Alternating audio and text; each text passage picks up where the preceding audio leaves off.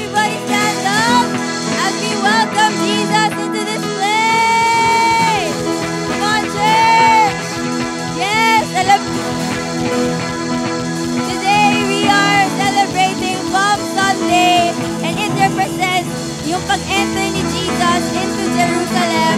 And alam niyo ba, when He entered Jerusalem, the people were praising Him, were worshiping Him. And today, as we welcome His presence into this place, let us shout shouts of joy. Let us shout hallelujah.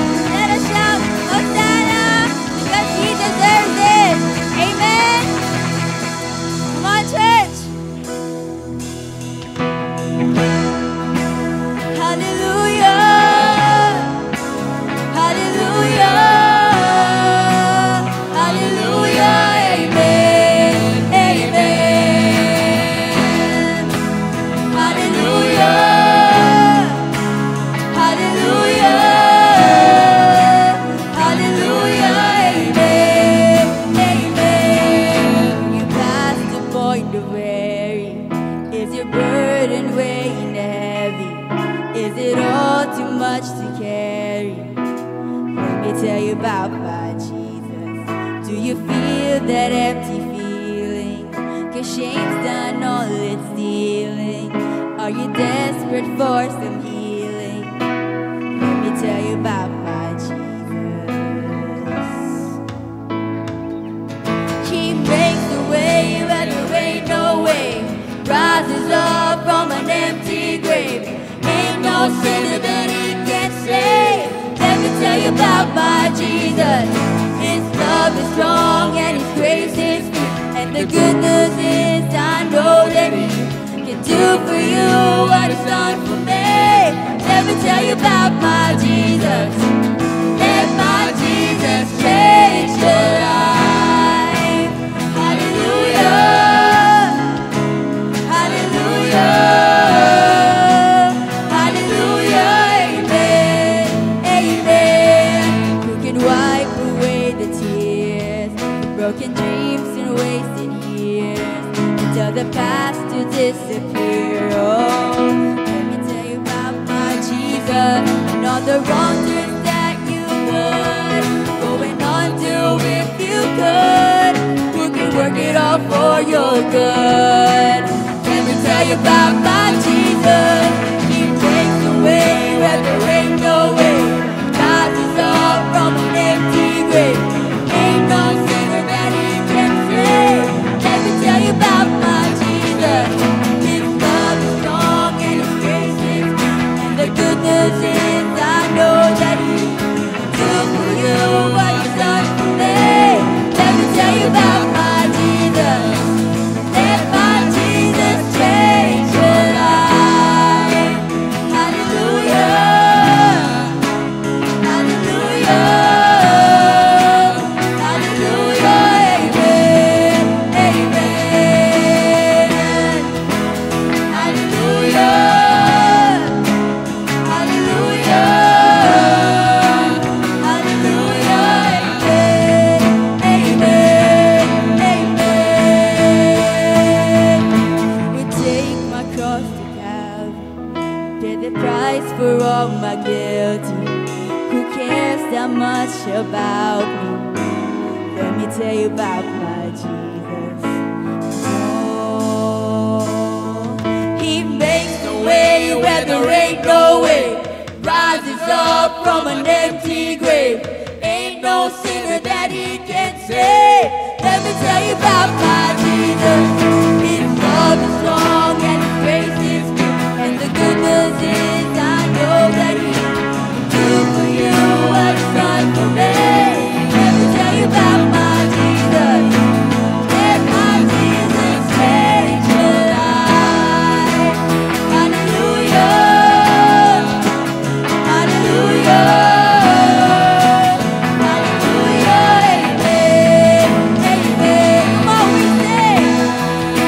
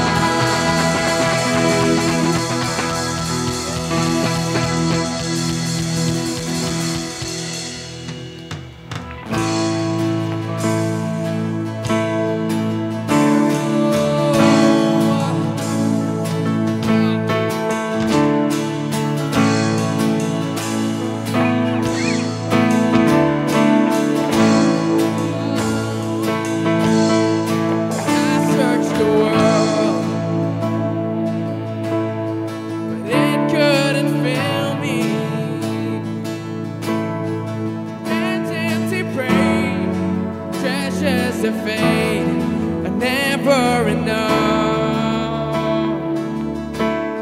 but you came along, you put me back together, and every desire is now satisfied here in your love.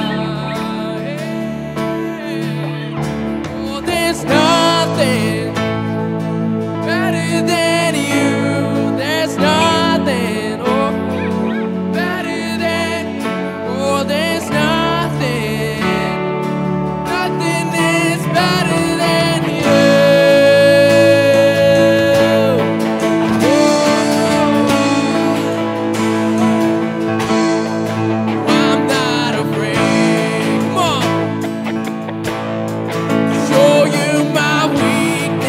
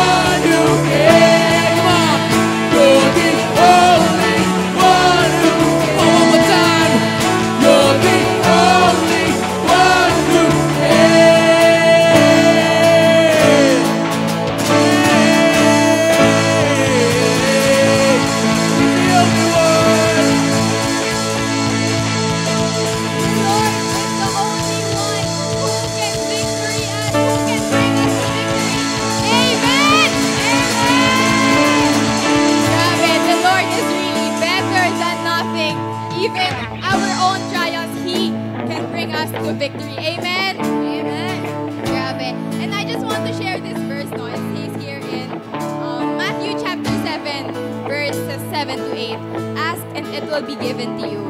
Seek and you will find. Knock and the door will be open to you. For everyone who asks, receives.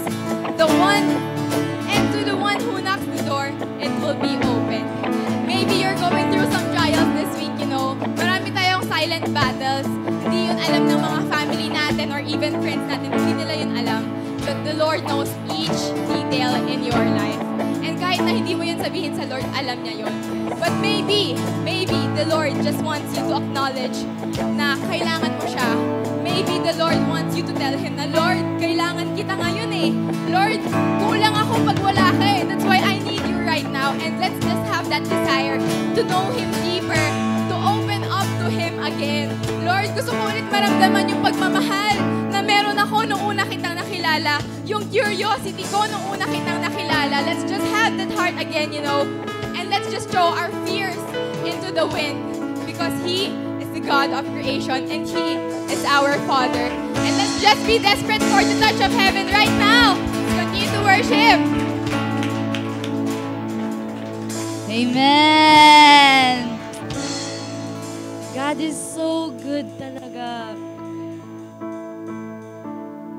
As we sing this song, I want all of us to open our hearts, throw away all the troubles, all the problems into the wind, and just focus on our God.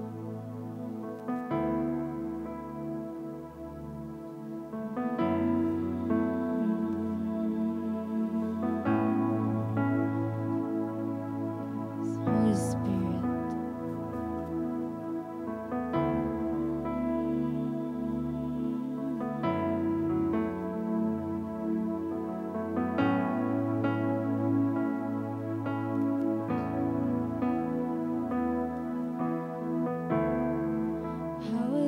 For the moments where I'm still in your presence, all noise dies down.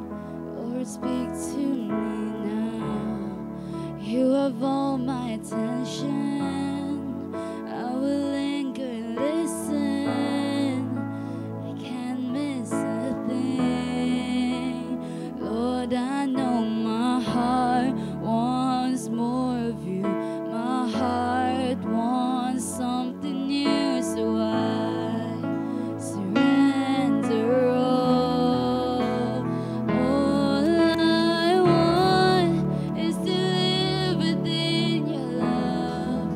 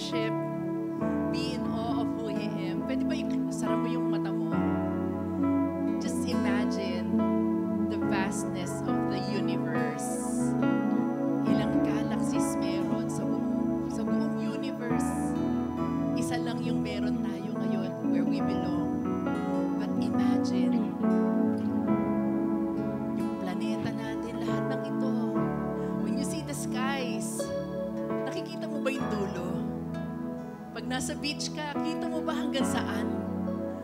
Hallelujah. And all of this were created by our God.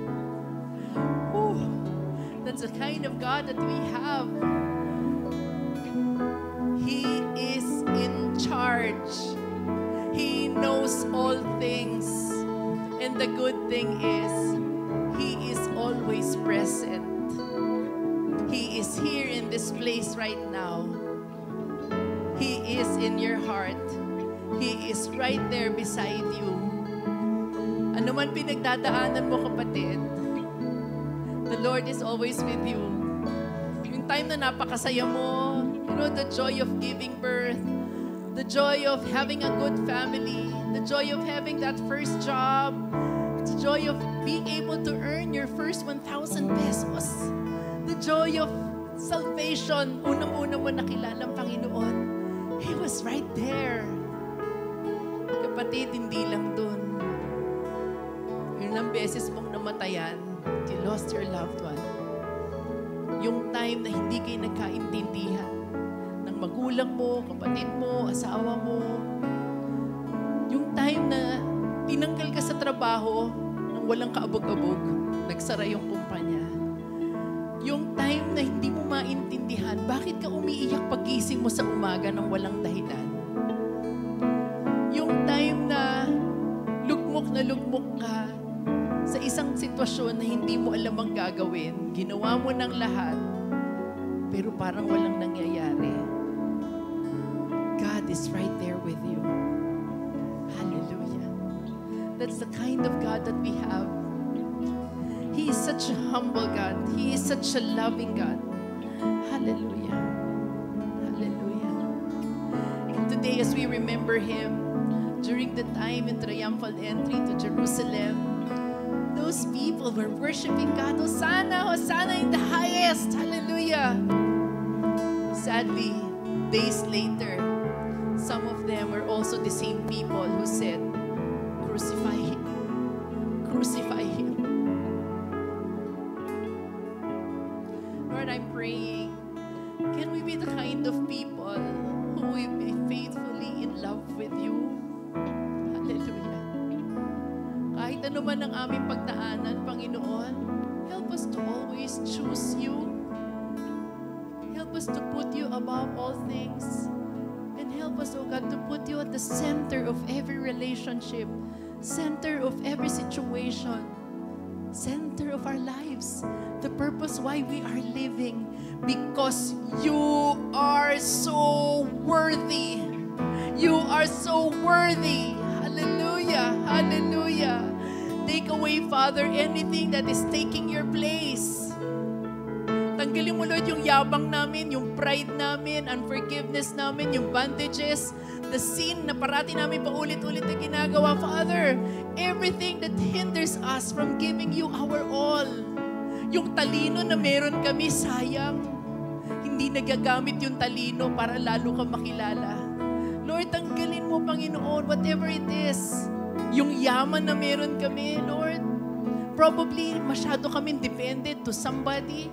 Lord, whatever it is that what we are putting our dependence on, Lord. Father, I pray, help us to shift our eyes only on you. Because if there's somebody who is worth trusting, if there's somebody who is worth giving this life for, it is you. Hallelujah. Hallelujah. Hallelujah. May narinig akong podcast this week, si Max Lucado. And sa book niya, he chose the nails. Sinabi niyang ganon, si Jesus daw nung pinako sa krus, hindi niya sinara yung kanyang kamay. In fact, yung nails, nung binabaon, binuka niya. Meron siyang chance eh. Wag! Alam mo yung gano'n, pwede siyang magpigil eh. Pero lalo niyang binuka, nung kahit nga nung hinila to, nabalian siya ng buto, binigay niya. And then, pumunta daw yung pulo niya sa kabilang side. And sabi daw, you know what he saw? He saw the list of your sins. Daming kasalanan. Daming kasalanan. At hindi nila kayang patawarin ang kanilang sarili. Hindi nila kayang linisin yung meron sila. And when He saw those lists of sins, He chose to be crucified. He chose the nails. Why? Simply because He loves you. He loves you. Wala siyang hindi ibibigay para sa'yo. That's how much He loves you. Can you just close your eyes once again? Lord, we're just so amazed on how much, Lord, you have given yourself to each one of us, Lord. I pray, di man namin mapantayan kung paano mo kami minahal, pero Lord, bigay namin yung todo-todong best namin, Panginoon. Hallelujah. Hallelujah. All you have to offer is the best life that we can ever have. Hindi mo pinromise that we will not undergo difficulties. You did not promise a life na talagang walang problema. But Lord, even if we undergo trials, temptations, and even difficult moments, impossible situations, you will always be there with us. Thank you, and thank you for sending the Holy Spirit to be with us right now. Hallelujah, hallelujah. Lord, can you just move mightily in this place, move mightily in our lives, Father, in Jesus' name. Cleanse us from all sin, cleanse us from all wrong mindsets in Jesus' name, and help us to give you all glory, all honor, all praise. Hallelujah. Woo! Hallelujah. Hallelujah. Give Him praise. Give Him the honor that He deserves. Hallelujah. Hallelujah. He chose the nails for you because He loves you. Hallelujah. Thank you, Jesus. Thank you, God the Father. And thank you, Holy Spirit. In Jesus' name we pray. Amen and amen and amen. Woo! Hallelujah. Hallelujah. Hallelujah. Amen. Can you just move around and share the love of the Lord? Kamayan mo yung mga taong kilala mo, hindi mo kilala, and share that love. Tell them, Jesus loves you. Hallelujah. Jesus chose you. Amen. Amen.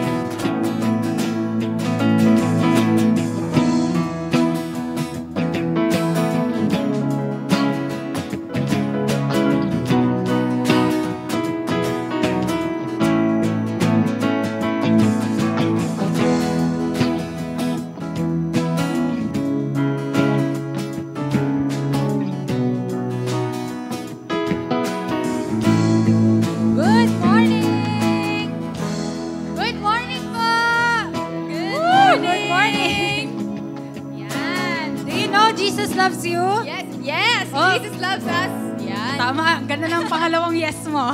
Yes. Ayan po. So, magandang umaga, magandang hapon, magandang gabi. Good morning.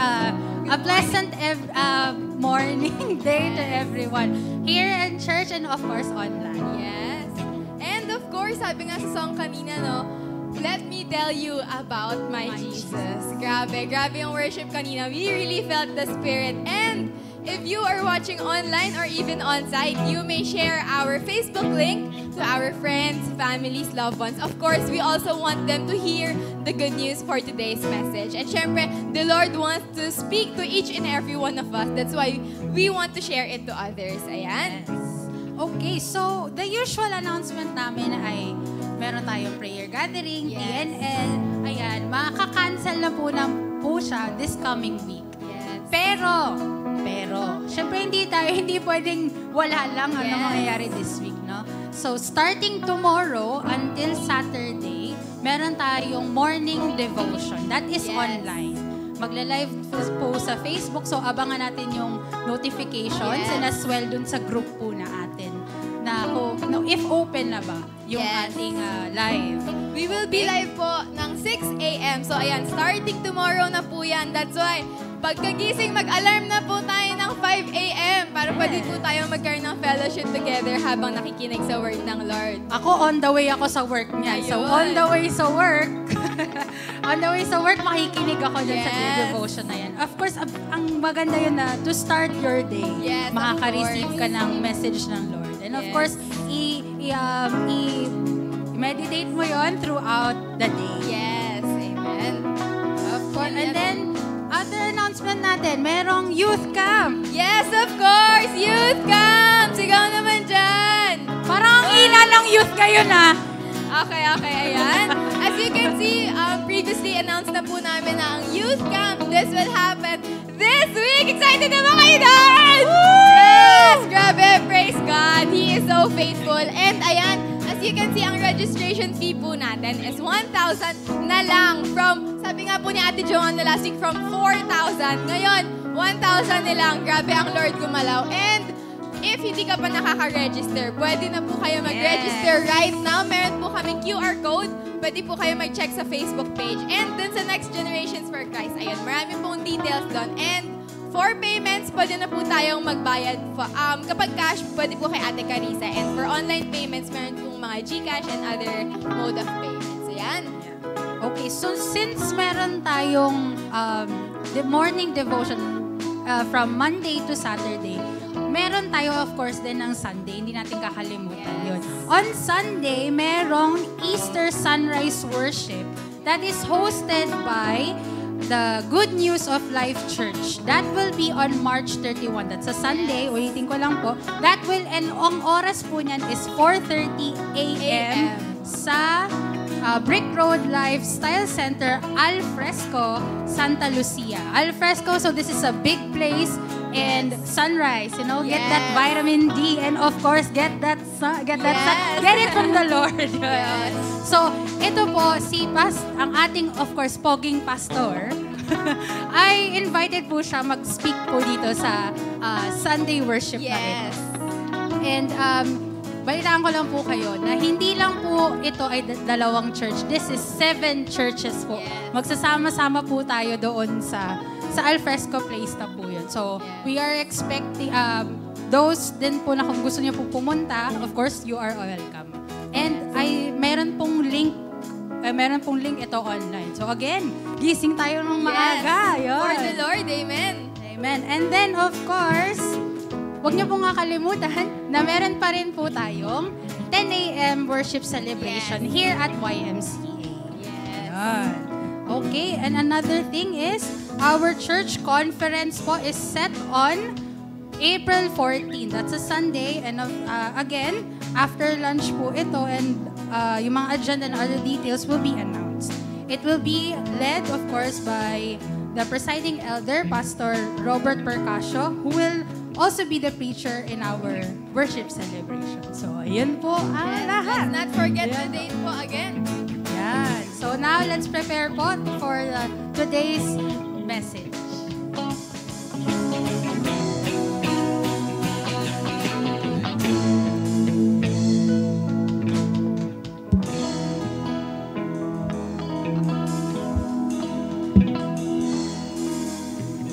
Yeah, salamat kay Tatay Robert na pumalakpak.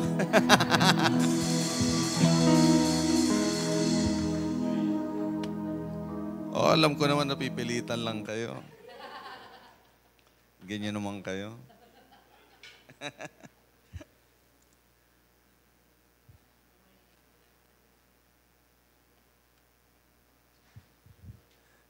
Yan, alright. Sige. Magandang umaga sa ating lahat. Yan. Why do I feel like today is kind of slow. Di ba? Parang ano, no? It's not the usual. Kasi nga, papuntang holiday. Kaya parang yung utak ng mga tao, paano na ba? Pag papunta na doon, drifting away. Ayan. Yeah. Pero you still have work tomorrow, tama? Di ba? Ayan. Yung mga estudyante, may eskwela pa ba bukas?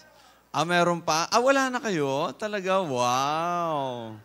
Wow. Ang mga taga-Mapua ay wala ng klase bukas. Wala na rin kayo? Oh, okay. Independent Learning Week, it's another term for no classes. Asynchronous. Yeah, that's another term for no classes. Yeah. Ang dami ng mga variations ngayon, ano? Pero isa lang naman ang ibig sabihin, no classes. Okay. Sige, grabe. Yan. So let me welcome all of you to our worship celebration this morning. Today is March 24. Grabe. Na-realize nyo na ba, matatapos na ang March? Di ba? First quarter of the year, matatapos na. We're only a few days away from the end of this month. Grabe, ang bilis ng panahon. Yeah, kaya talagang we're quite in a hurry, mga kapatid. Para bang, kailangan maka-catch up tayo doon sa mga doon sa mga kailangan nating gawin. Kasi nga kamukat-mukat mo, baka mamaya tapos na ang taon o patapos na ang taon. So before the year ends, kailangan ma-check mo na yung schedule mo, ma-check mo yung mga plans mo, ma-check mo yung mga goals mo. Yan, na-achieve mo ba? Kasi matatapos na ang first quarter, may nangyayari na ba sa buhay mo, kapatid? Ayan, that's not part of the sermon this morning. Yeah, I just want to remind you. Okay, sige, ngayong umagang ito, mga kapatid, the message that I'm going to share with you, of course, has something to do with the occasion that we're celebrating today, which is Palm Sunday. Ayan. Kung napapansin ninyo, in many places around Metro Manila, if you're coming from somewhere in Metro Manila, meron kayo siguro mga nakitang mga tao na may mga dalang mga palaspas, yung mga ganyan, or probably you passed by some other churches na meron mga ganun mga decorations sa kanilang mga lugar. It's because today is Palm Sunday. It's one occasion that we commemorate. Kasi nga, for us, this is the start of the Holy Week. I don't know how many countries are actually celebrating or commemorating Holy Week the same way we do. Pero in some countries that I know, they don't have the same celebration or the same commemoration that we have. Walang holiday sa kanila. The only occasion that they celebrate is Easter Sunday.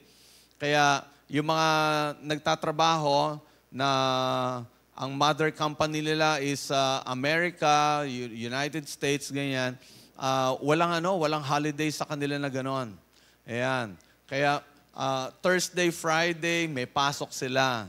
Ayan. Pero double pay, no. Double pay. Kasi nga holiday dito sa Philippines. Ayan. Kaya lang, dahil may mga clients pa rin sa ibang bansa. Kaya ganon. So dito lang naman sa Pilipinas. And meron pa ba ibang bansa na merong ganitong parehong ginagawa? Spain. Okay. Sabay kasi they introduced this celebrations to us. Kaya, yeah. So, malamang meron din. Mexico, yung mga nasa South America. Ayan.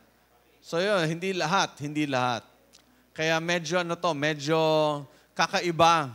Para sa ibang mga bansa, kakaiba tong ginagawa natin sa Pilipinas. Kaya in the United States, Easter Sunday is one of the most celebrated days na talagang jam-packed, well-attended yung mga Sunday services nila. Unlike here in the Philippines, lalo na in Metro Manila, na the attendance is not that high. Kasi nga marami sa mga Pilipino nagbabakasyon. Going out of town para magbakasyon. okay lang naman mag-out of town. Huwag lang out of your mind, yung mga ganyan. Yun ang mahirap doon. Kaya sige, magbakasyon kung kinakailangan. Ayan. Alright, sige, ngayong umagang ito, dahil nga we commemorate Palm Sunday, yung pag-uusapan natin, basically, is the word Hosanna. Ayan. Although I'm going to read to you the entire story of that occasion when the people shouted Hosanna to Jesus. Pero yung magiging focus natin ngayong umagang ito is simply on that one word, Hosanna. And para sa atin, mga kapatid, the way we understood or understand Hosanna, it's a term of praise. It's an expression of worship. Pero there's another meaning, the original meaning of Hosanna. And that's what we're going to talk about. Pero nakalagay na actually sa subtitle ko a plea for salvation. It's actually a cry of the person's heart for him or her to be saved. Yeah, for him or her to experience salvation from the Lord. Kaya medyo kakaiba, para bang ang layo doon sa understanding natin ngayon kesa doon sa original meaning. Pero just the same, it's focusing on that one person who could actually give us that salvation, and that is our God. So ngayong umagang ito, yun po yung pag-uusapan natin, and we're taking our main passage from Matthew 21, verses 1 to 11. And the story tells us this: as they approached Jerusalem and came to Bethphage on the Mount of Olives, Jesus sent 2 disciples, saying to them, "Go to the village ahead of you, and at once you will find a donkey tied there, with her colt by her. Untie them and bring them to me."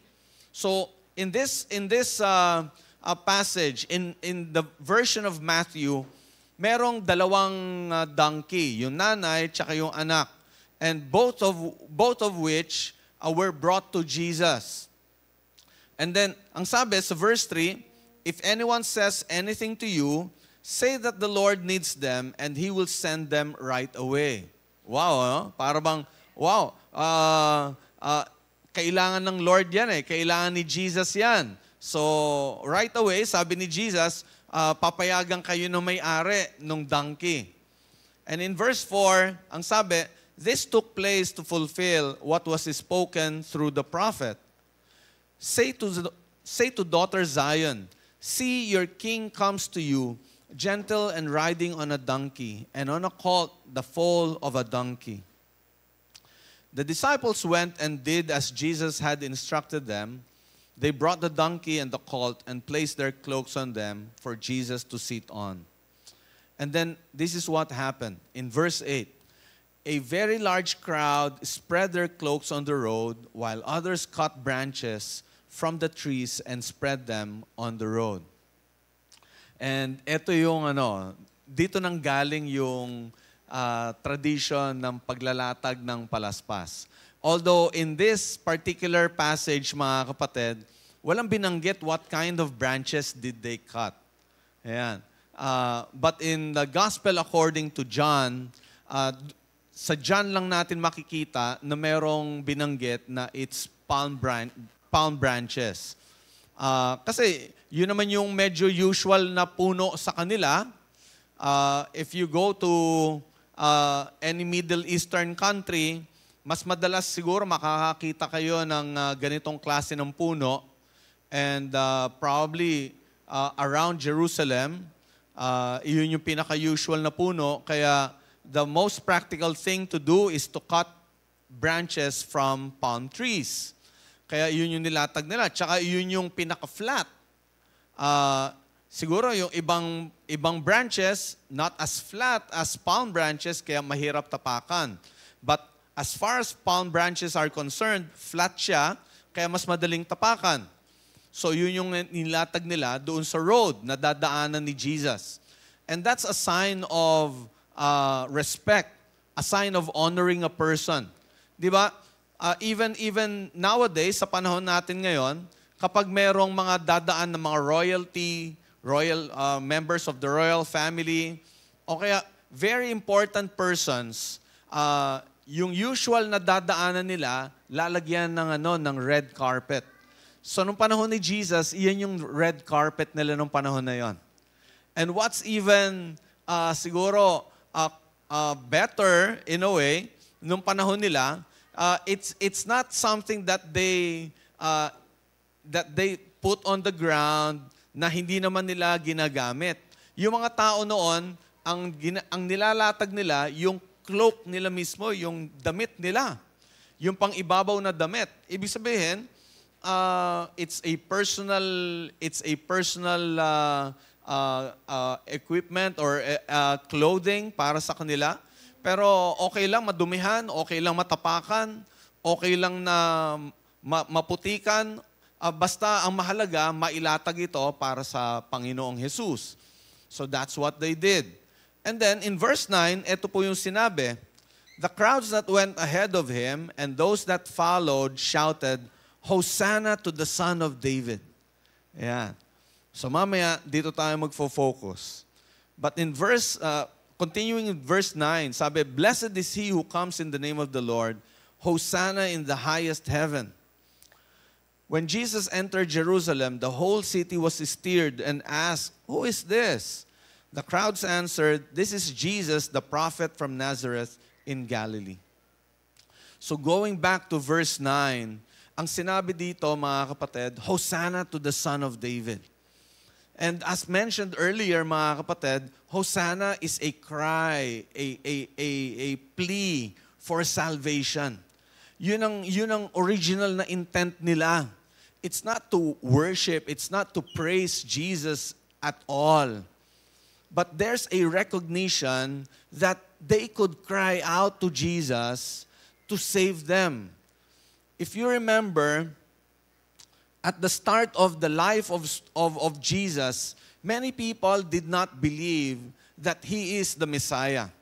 Although little by little, His identity is being revealed or was being revealed to them, to some of them, but not the entire nation of Israel believed that Jesus was the Messiah.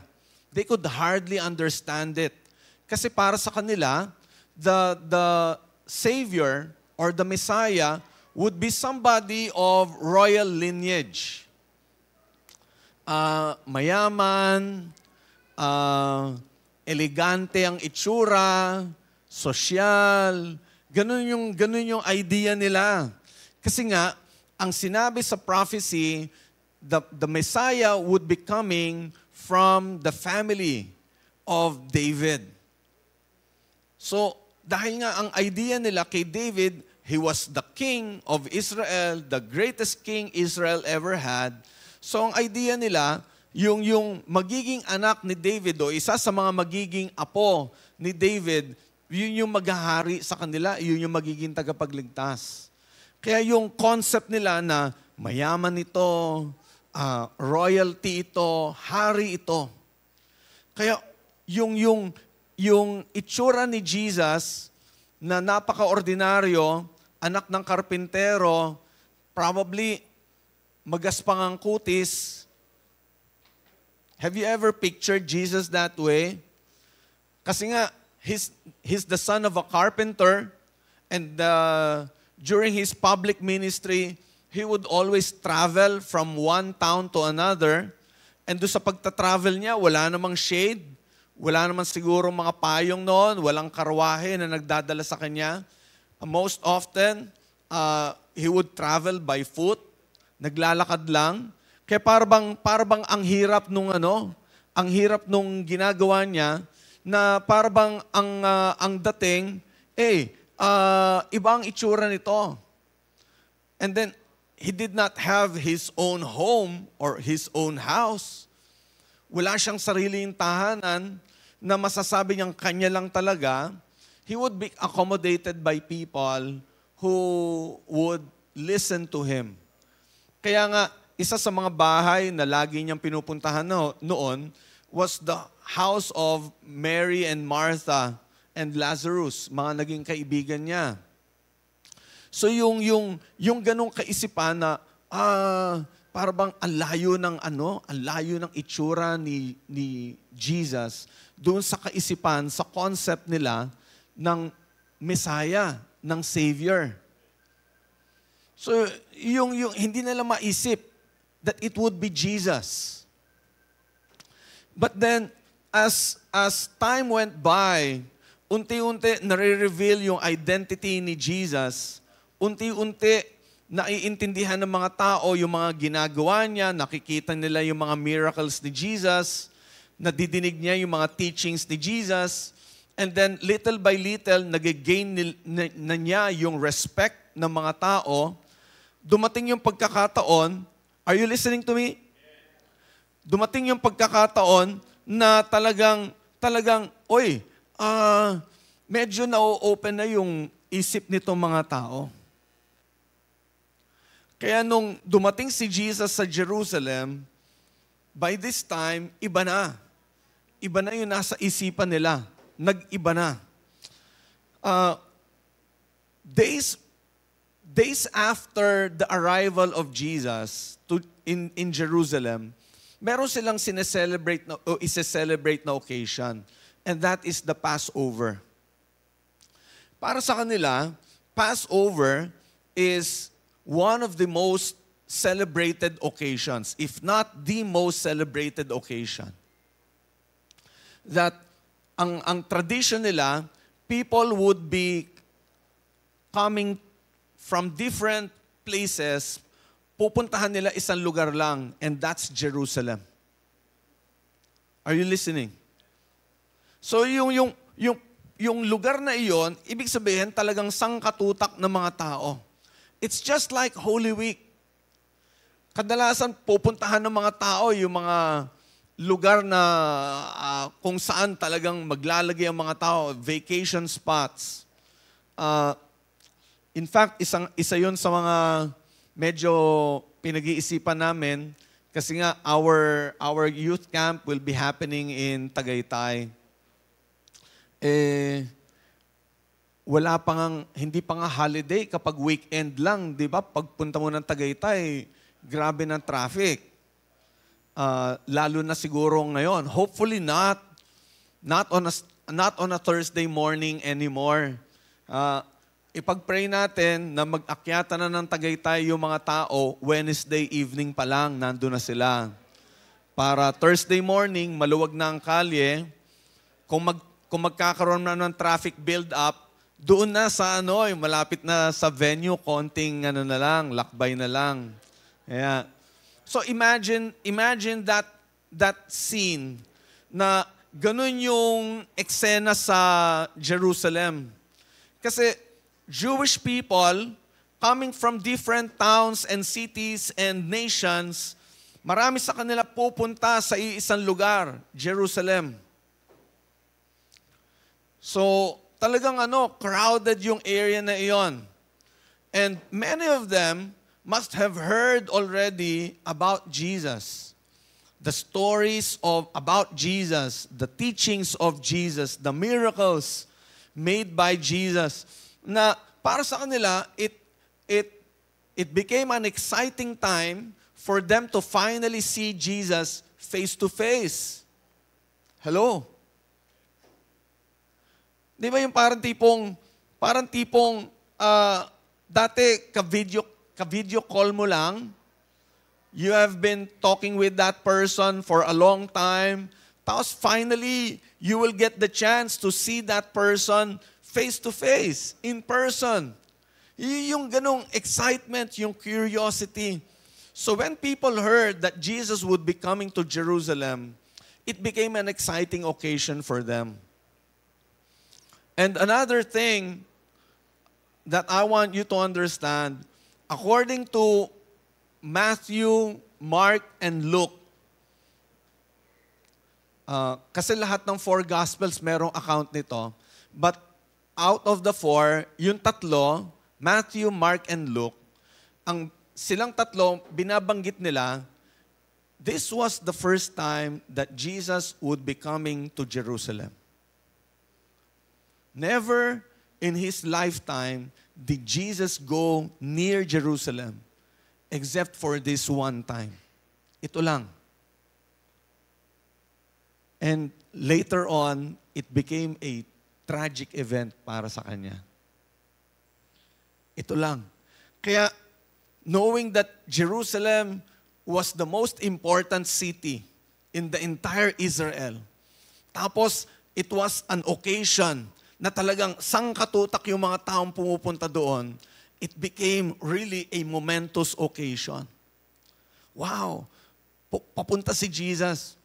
Kaya, yung pagsakay niya sa donkey, ano yun, talagang it symbolizes something na the king, the Messiah who would be coming is riding on a donkey, not on a horse, not on a camel, na usually yun yung ginagamit ng mga royalties.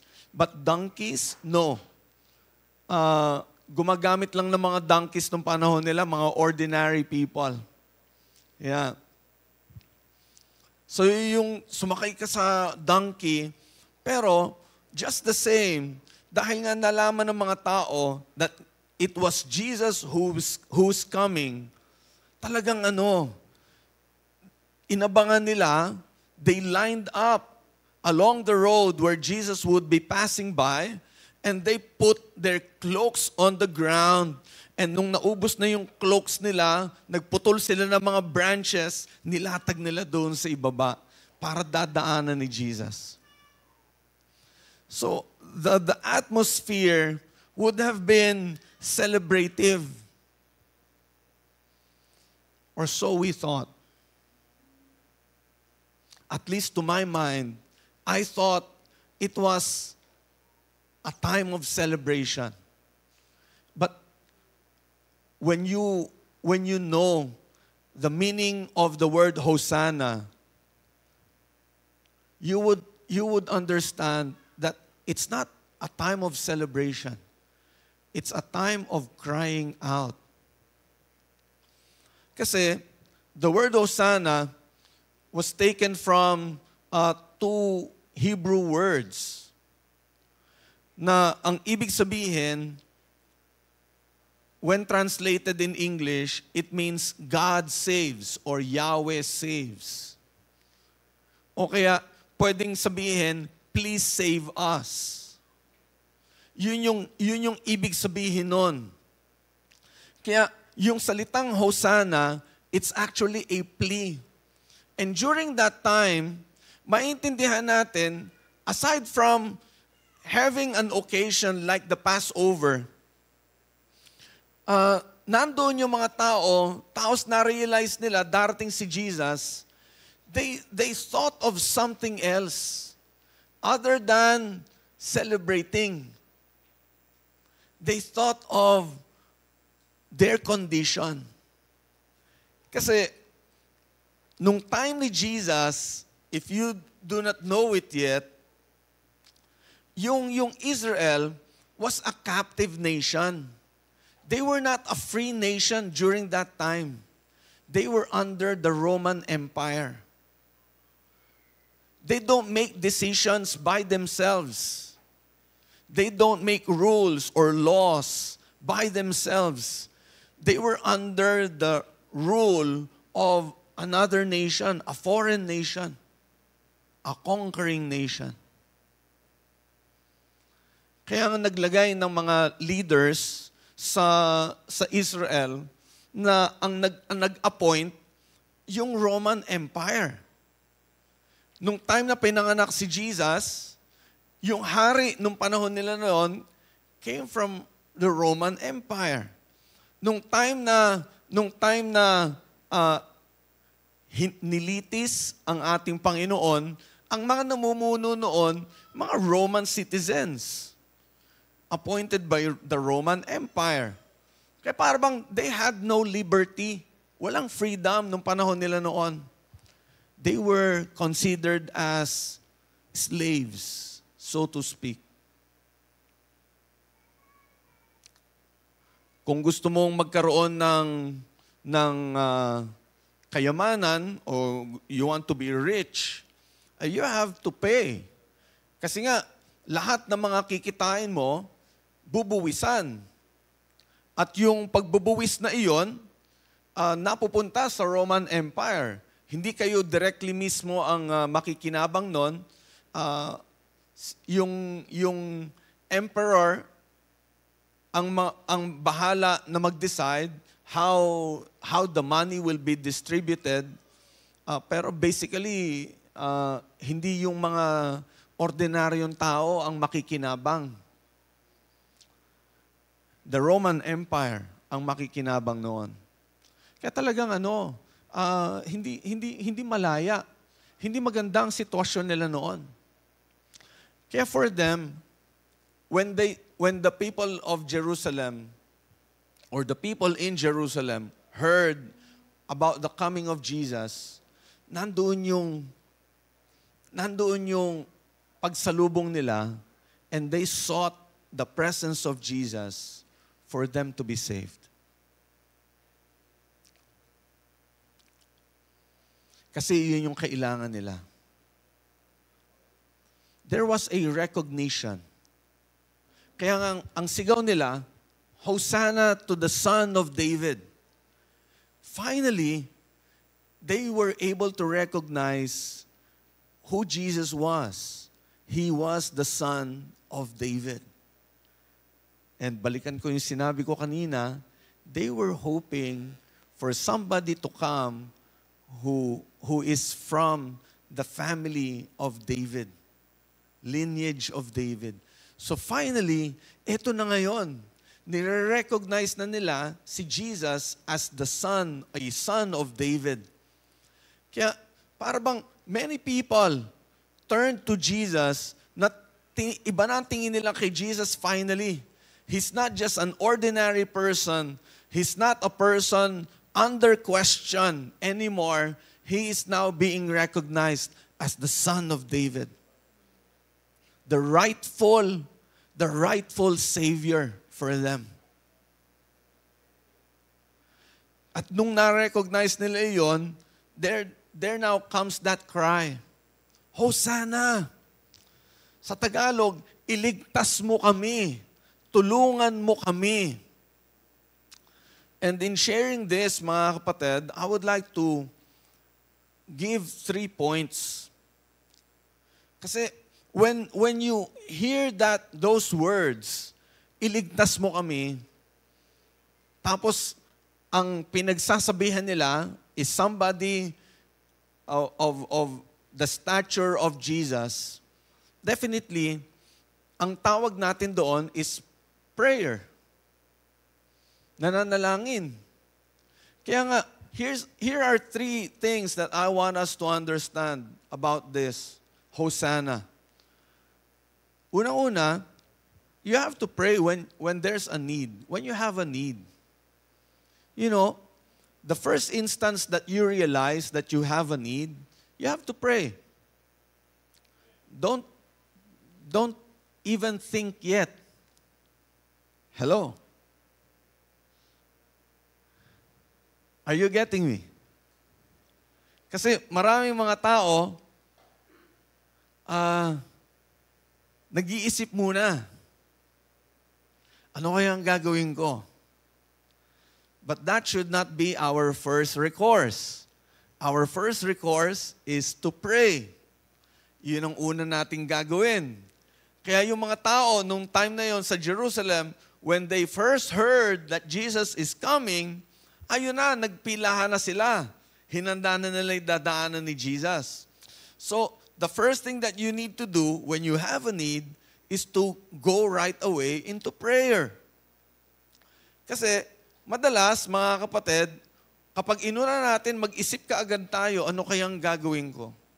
Chances are, your mind will be full of many options that you would not even think of praying anymore. Kasi ang dami mo ng mga naiisip eh. Tapos one thought could lead to another. Tapos yung thought na iyon, pwede mag-branch out pa into two. Paano kapag hindi nangyari yan? Kailangan meron tayong ganito, may backup plan tayo. Yung mga ganon. So, nag-iisip na kaagad. And pag nag-isip na tayo, wala na. Umaasa na lang tayo doon sa naiisip nating paraan. Hindi na natin iniisip that there is somebody higher, better, way better than us who could give us the right direction. Unlike when you pray first, it's making room for God to move in your life. It's when you think first, you're not making room for God in your life that way. But when you pray first, ibig sabihin, pakialis nyo muna lahat ng mga kaguluhan ninyo, yung mga kadaldalan ninyo, alisin nyo muna. Ayan. Yung mga iniisip ninyo, alisin nyo muna. Sentro muna tayo, sumentro muna tayo sa Panginoon. You're making room for God in your life. And when you do, there's a very good chance that you would be hearing the best solution, the best direction of all. Not coming from you, but coming from God. Kaya when these people learned that Jesus was coming, yun yung kanilang right away ginawa. Kaya nga, may mga tao sa unahan ni Jesus, then meron pa rin mga tao sa likod niya. Kasi when Jesus passed by, ayun na, yung mga nakapila doon sa una, they would be lining up after Jesus. So naghihintay na sila, nandun na sila. Kaya when you say you pray, you anticipate the coming of God. We anticipate the coming of Jesus. You don't do it in a hurry. Hello. Remember, Jesus was riding on a donkey, not a horse. Donkey compared to a horse, mabagal. Yeah. So, para bang, okay, Jesus will take His time, so you will have to wait. Hello. That's what prayer is all about. When you say you pray, ibig sabihin nun, you wait on God. Hello. You may have set a timetable for yourself. Pero, which do you think is better? Your own timetable or God's timetable?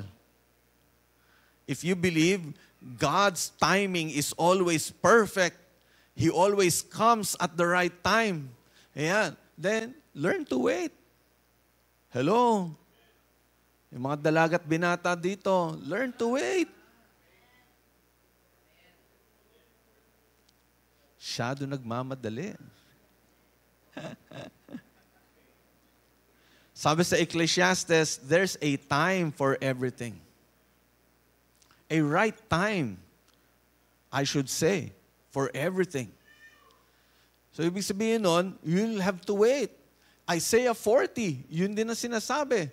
But those who wait on the Lord, another version tells us those who hope in the Lord will renew their strength. Yeah.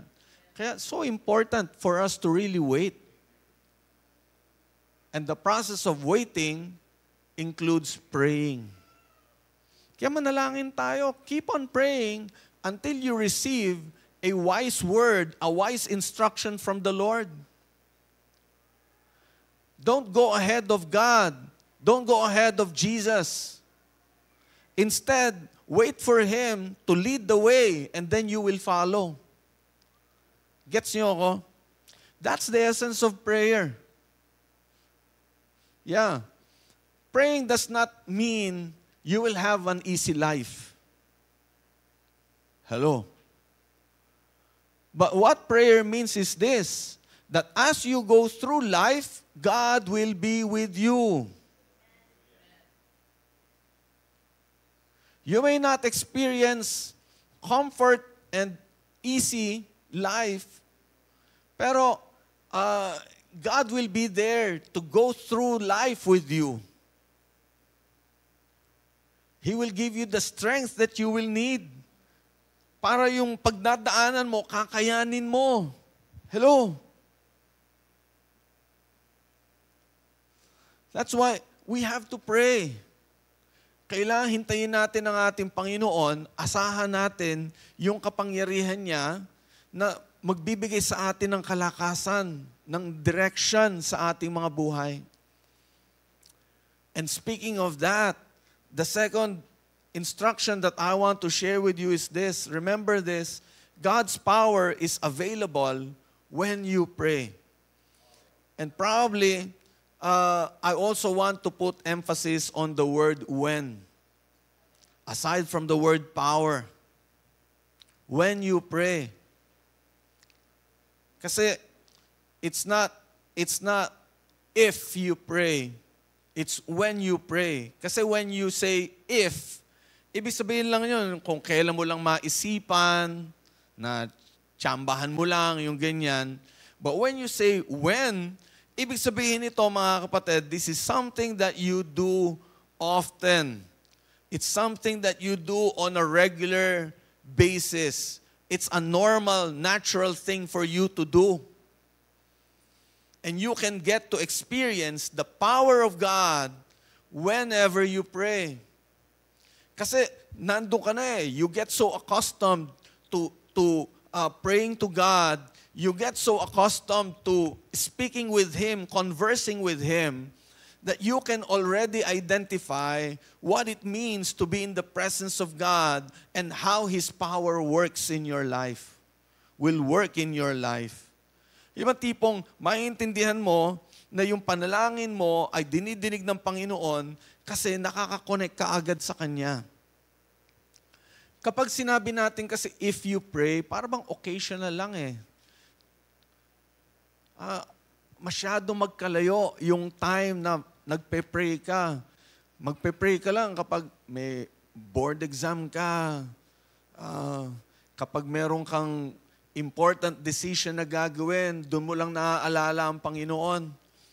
But when you pray as part of your daily life, na ito talaga yung normal thing for you to do, na mas mabilis mo naiintindihan how the Lord works. Kasi mga kapatid, listen up. God's power rests on primarily on the obedience of His people. Did you get me? Pwede tayong mag-pray. And pwedeng mag-miracle ang Panginoon occasionally kahit na walang obedience. But if you will look in the Bible, almost every miracle na pinakita ng Diyos sa Biblia, merong obedience na nangyari muna. No obedience, no miracle. Ibig sabihin, no power. If you want to experience the power of God in your life, then there must be obedience. Don't expect God to move in your life and grant you your heart's desire if you have no intention of obeying Him. Hello? Kaya nga, it's so important for us to be in that atmosphere of prayer always, every day, kasi doon natin na nasasana yung sarili natin makinig sa Panginoon. At doon natin nasasana yung sarili natin alamin anong gusto ng Panginoon. At kapag madalas natin nadidinig yon, chances are, you will obey. Kasi lagi mo nadidinig sa Kanya eh. Lagi niyang pinapaalala sa iyo. So you will get to experience that power. Kung magkakaroon man tayo, mga kapatid, ng pagkakataon na meron tayong aalisin sa schedule natin sa buong maghapon, I hope ang hindi mo aalisin ay yung time mo with God. Leave other things out, but not your time with God. And I really want to emphasize that kasi nga, I want you to understand that it's the most powerful time for you to have, to be in the presence of God. Di na baling malate ka sa appointment mo. Kasalanan mo naman yan, tinanghali ka ng gising eh.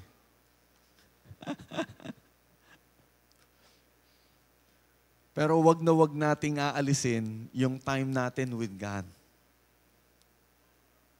Are you getting me? Yun ang pinaka-importante. If you need to sacrifice some of your downtime, then do so.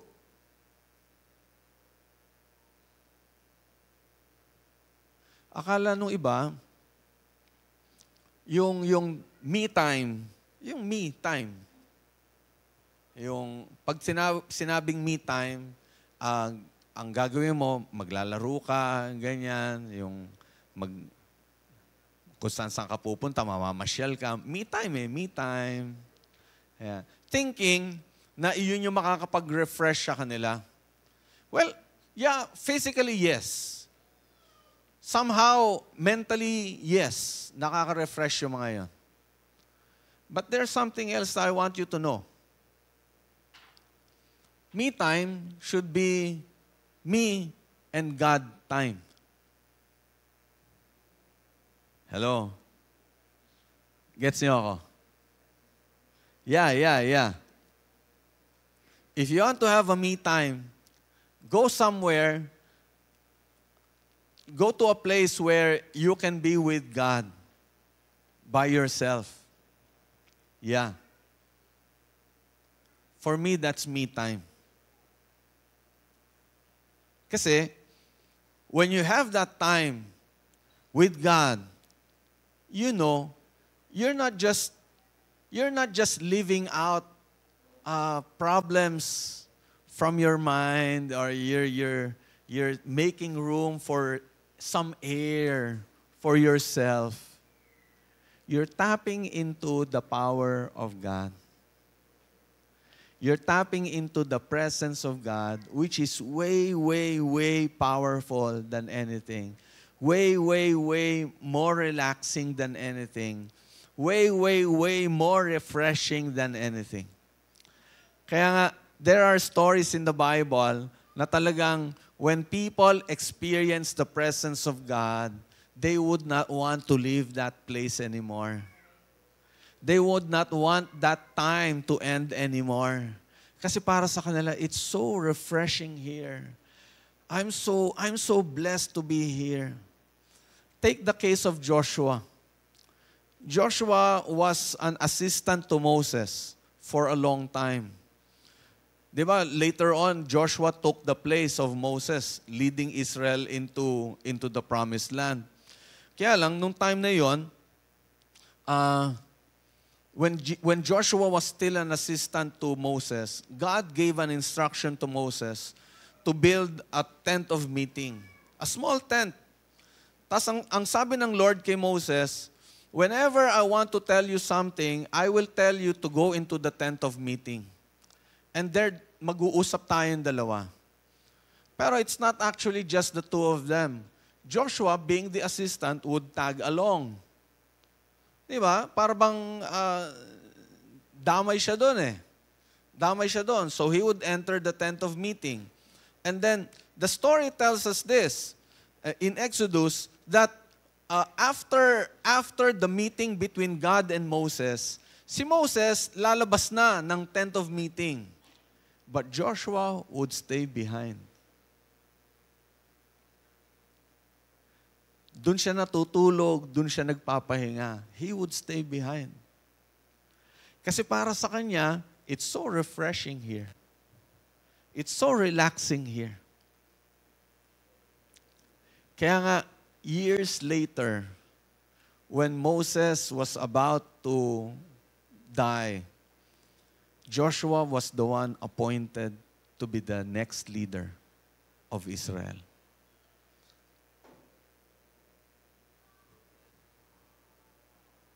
There's power in the presence of God. Amen. You don't hurry things up. Lord, can you please hurry? Can you do it right away? Kasi meron akong schedule na hinahabol eh. Yeah. Lord, nakapagpagawa na ako ng wedding gown eh. Can you please hurry? Pwede ko bang sabayan yung mga dalaga at binata dito? Before making any wedding plans, tanungin niyo muna ang Lord. Pag clear na, tsaka kayo gumawa ng wedding plans. Kung kailan nandiyan na yung invitation, kung kailan nasabihan na yung mga ninong at ninang, tsaka palang tatanungin ng Lord, Lord, tama ba itong ginagawa ko? Parang may mali doon ah. Yeah. Si Lord, kaya tapos may naka-schedule na sa simbahan, yung ganon. Sa garden, yung sa beach, yung mga ganyan. Oy, may schedule na eh. Nakapag-down na. Wala na. Huwag mamadali ng Panginoon. If you really want to experience God, let Him take the lead and you will just follow. Nandun yung kapangyarihan ng Panginoon. Mangunguna sa iyo. Remember, the power of God will not follow you. It's you who will have to follow so that the power of God can come out. Alright? Kaya talagang hayaan natin ang Panginoon na manguna sa atin. And then lastly, mga kapatid, I want you to know this, that Jesus' presence is your greatest need.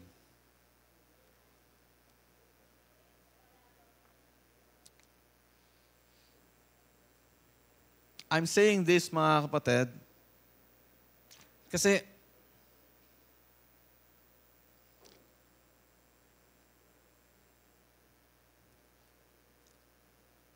if you're going to write a list of your priorities, I don't know where Jesus would fit into your list. Will He be number one?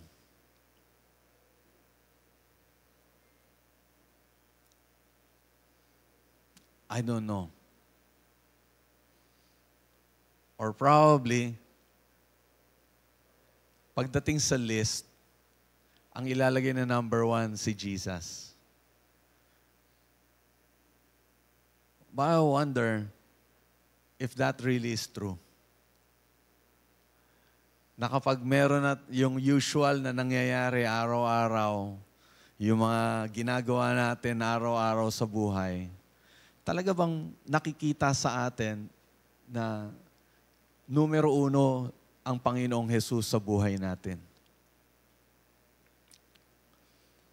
If you believe that Jesus is your greatest need, then give Him the greatest importance. Give Him your number one priority. Make Him your number one priority. Not anything else. Make room for God. Jesus is coming. Make room for Him. Roll out the red carpet. Make room for Him. Take off your cloak. Put it on the ground. Make room for Him. Cut palm branches. Put them on the ground. Lay them down on the ground. Jesus is coming. During that time, ang nakita ng mga tao, at least during that one day, nakita ng mga tao, Jesus is coming. Let's welcome Him. Let's make Him our priority. Kaya lahat, nawala doon sa mga ginagawa nila. Lahat, iniwan yung mga pinagkakabalahan nila. They lined up to welcome Jesus. And I hope we can do the same. Iwan muna natin yung iba, and then let Jesus come in. Welcome Him. And let us make Jesus feel that He is our number one priority. The most important person, the VIP in our lives. Na siya lang talaga. Kasi ito, when the presence of Jesus comes, mga kapatid, I tell you, many of your problems would already have been solved. Medyo binawasan ko pa eh. I should have said all of your problems would have been solved. Pero that's still dependent on how you see Jesus.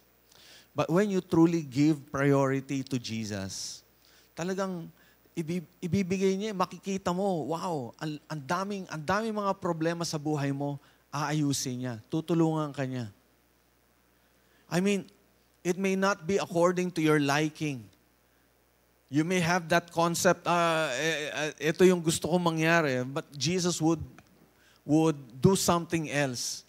But hindi yun yung gusto mo, pero yung gusto niya ang gagawin niya, pero just the same, it would be for your benefit. It would be for your own good. Gagawin niya yon dahil nandun siya sa presence mo. Nandun yung presence niya sa iyo. Tutulungan ka niya.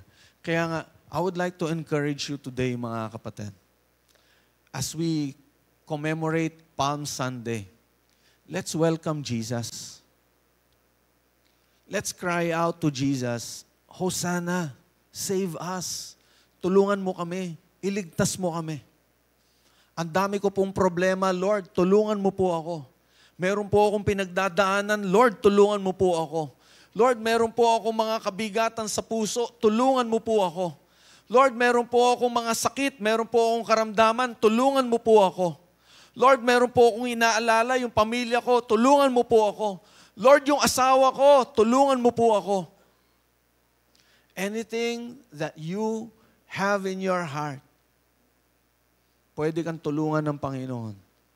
But what you need to do is to cry out to Him and ask for His help. Please bow down your heads. Let us pray.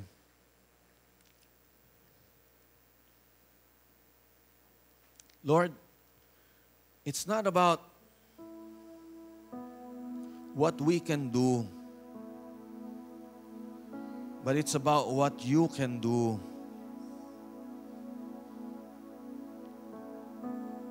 And Lord, today, we want you to know that we believe in you. Sa iyo kami nagtitiwala. Sa iyo kami lumalapit. Ikaw ang tinatawag namin. Lord, save us. Lord, save us.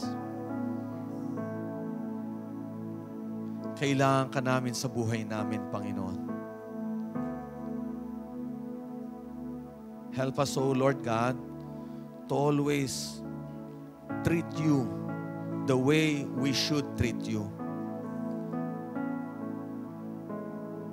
Na ikaw yung number one, ikaw yung priority, ikaw yung gagawa namin ng lugar sa buhay namin, Panginoon. We will make room for you. We will always welcome you. And we will always take time to commune with you, to talk with you, O Lord God. Tulungan mo po kami, Panginoon, na ikaw ang lagi naming lalapitan at hihingan namin ng tulong sa lahat ng aming mga pangangailangan. Father God, help us to realize our need for you. And during this week, O Lord, bigyan mo po kami, Panginoon, ng panahon na talagang ilalaan namin, Panginoon, just to be in your presence. To spend time with you. Kapatid, I want to encourage you. Can you make that promise to the Lord right now? That is if you want to. I'm not going to force you. But if you want to really spend time with God, can you make that promise to the Lord? Lord, I'm going to spend time with you every day. If you could set a schedule right now, pwede mo sabihin kay Lord, Lord, around this time, be it in the morning, kapatid, okay lang yun. Sa hapon, okay lang yun. Basta make it a regular schedule. That would be your time for the Lord.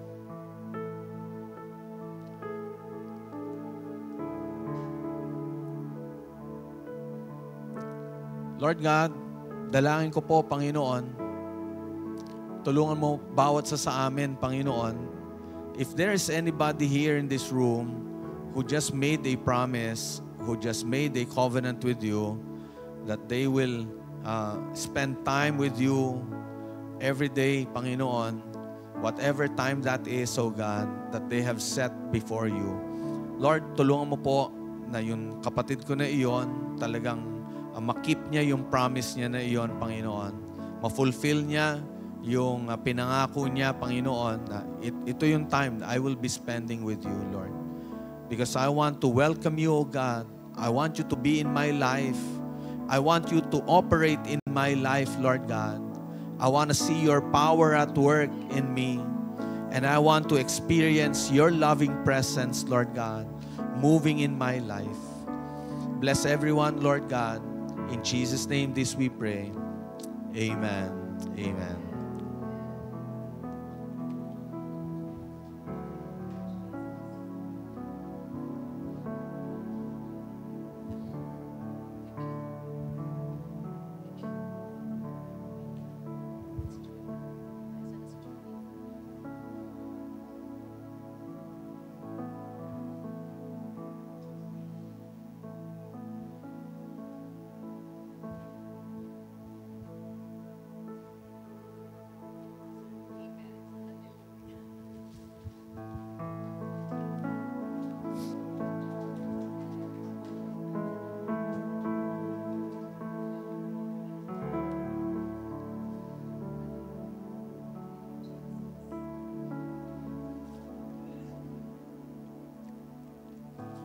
Sorry, wala akong dalang panyo eh. Kaya kumuha na muna ako kasi sabi ng Lord, while we are praying, I'm saving you, anak. I'm rescuing you.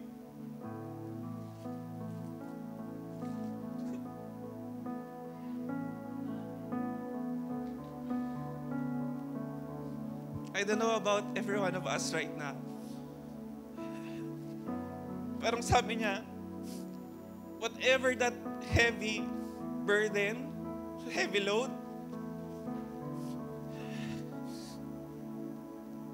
na nasa heart mo ngayon, I'm lifting that up right now.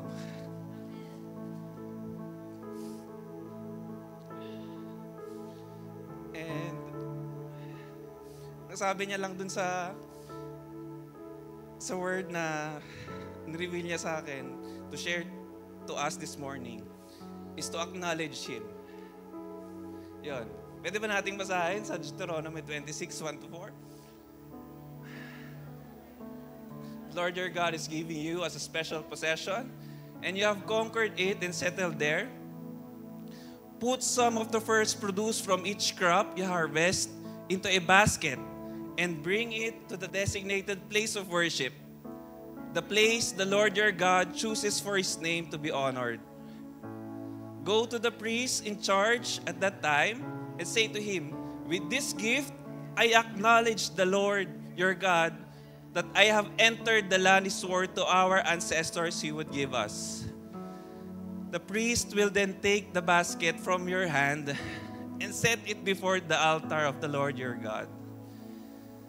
Amen. From that basket from your hand, He will set it before the altar of the Lord your God. We acknowledge, we give it to the Lord, and sa Panginoon na yun. Also with our givings, di ba? This time, nung sinabi to sa Israelites, di ba? Hindi pa sila nakakapasok sa Promised Land. Advance yung yung instruction. When you enter, sabi sa verse 1, the land I promise you to bring to sa ancestors ninyo, ito yung gagawin ninyo. You will collect yung harvest, yung first fruits, yung crops, and you will offer it to me. Parang saying na, all of the hardships na go through ninyo from Egypt, yung kung paano kayo sinave ng Panginoon, ayun yung symbolism na you acknowledge the Lord in your life. So, yun lang po yung gusto kong i-share sa atin. As we give our offerings right now, our pledges to the Lord, let's acknowledge Him.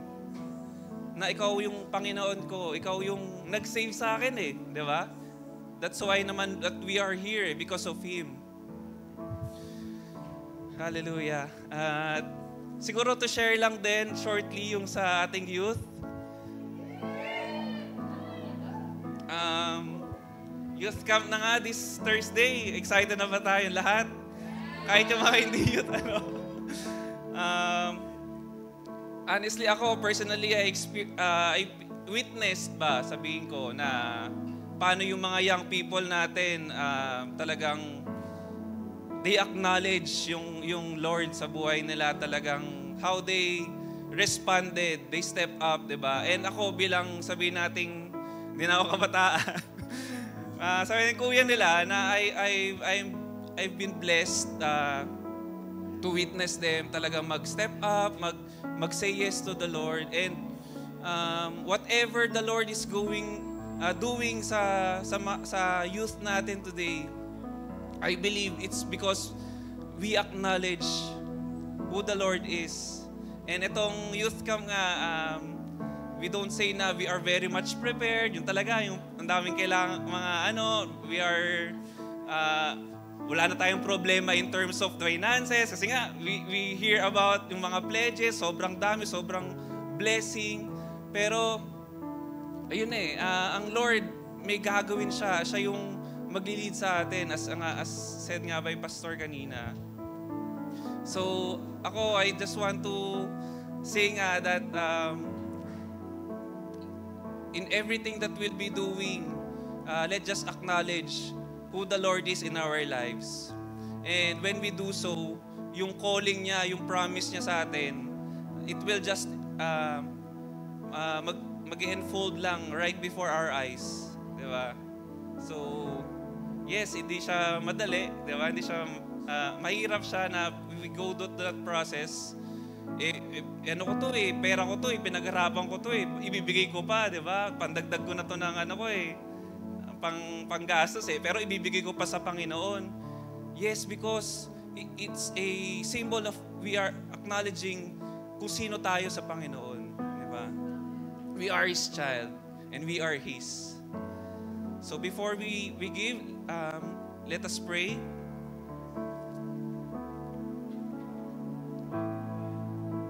Lord, thank you sa time na to that we can say to you, Lord, that we acknowledge you with our giving. May you be blessed and honored sa pagbibigay namin.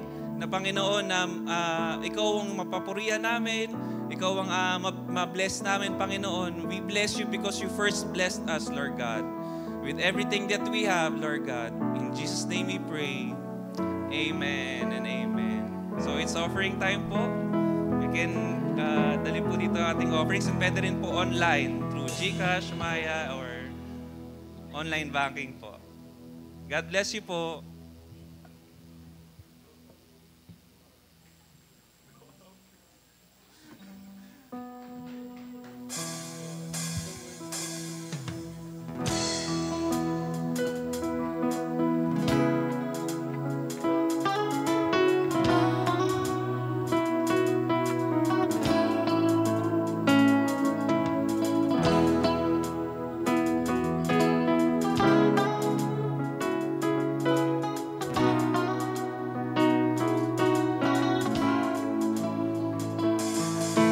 Sige, tara, let's all stand up. And ngayon that we have received the good news that we have Jesus, as we leave this place, talagang mas i-share pa natin siya sa iba na, hey, we have Jesus that can save you. Amen? Kaya pwede ba tayo kumanta ng hallelujah? Come on, church! Hallelujah! Hallelujah, hallelujah, amen, amen. One more time, we sing. Hallelujah, hallelujah, hallelujah, amen, amen. Are you past the point you're weary? Is your burden weighing heavy? Is it all too much to carry? Tell you about my Jesus. Do you feel that empty feeling? 'Cause shame's done all it's stealing. Are you desperate for some healing? Let me tell you about my Jesus. He makes a way where there ain't no way. Rises up from an empty grave. Ain't no sinner that he can save. Let me tell you about my Jesus. His love is strong and His grace is free. And the good news is I know that He can do for you what He's done for me. Let me tell you about my Jesus. Let my Jesus change your life. Hallelujah. Hallelujah.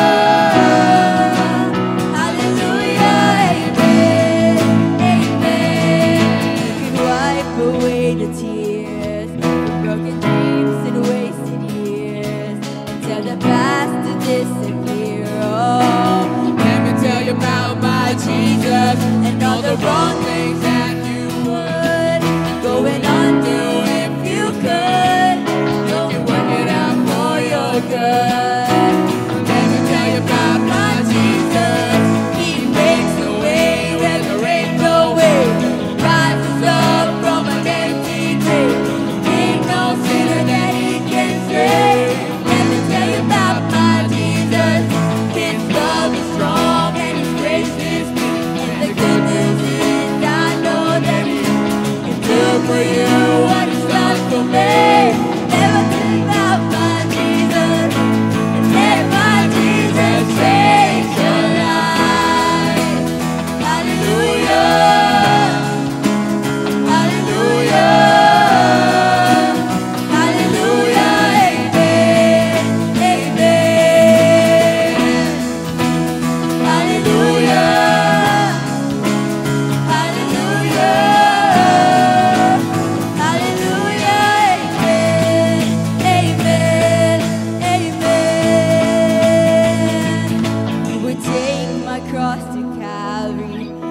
The price for all my guilt.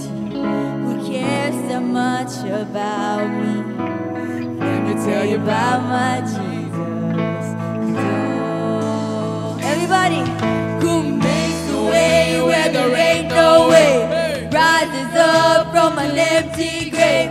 Ain't no sinner that He can save. Let me tell you about my Jesus.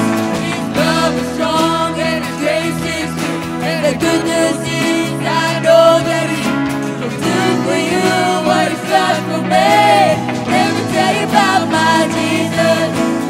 Let my Jesus change your life. Hallelujah.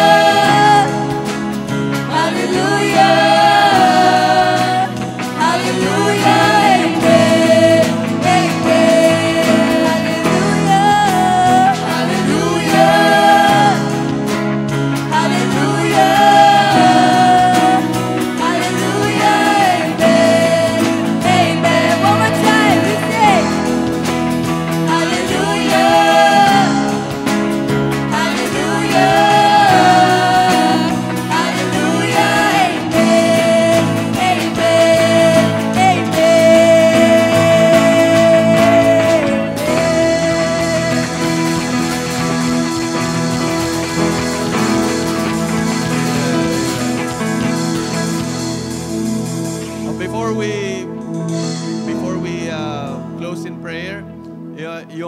Reminder, tomorrow, 6 a.m., mag-i-start po yung ating morning meditations. It's just for the Holy Week, mga kapatid. Kaya I hope you can spend that time with us. It will last for about 15-20 minutes. It will just be a casual time of meditating on the last 7 days of our Lord Jesus Christ. Okay? And then, I know this will be quite a struggle for many. Pero I would like to invite you to join us doon sa Easter Sunrise Service. It will be in Cainta, Santo Lucia, Cainta. Yeah, kaya if you're nearby or if you really want to go, ayan, magkita-kita po tayo. The service will start at, sabi nila, 4:30. So, ang aga no? Yeah. Pero it will just be a time of celebrating the risen Lord. Kasi nga, bakit ganun kaaga? Kasi nga, the tomb of Jesus was discovered to be empty early in the morning. Kaya ganun yung oras ng Easter sunrise natin. So magkita-kita po tayo doon. If you want to go with us,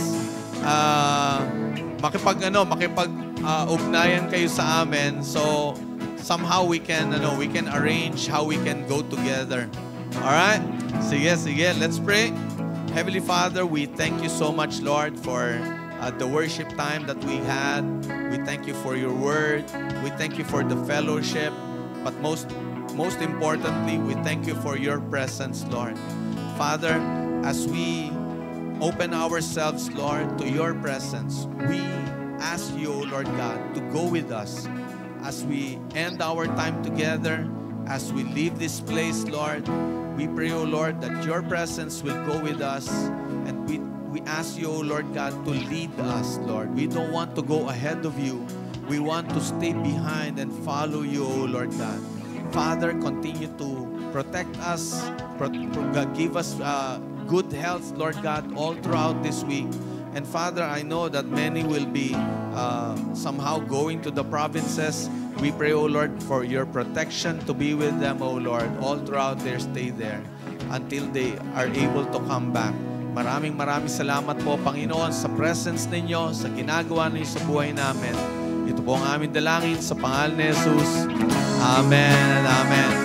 God bless everyone. Mag-ingat po tayo. Take care.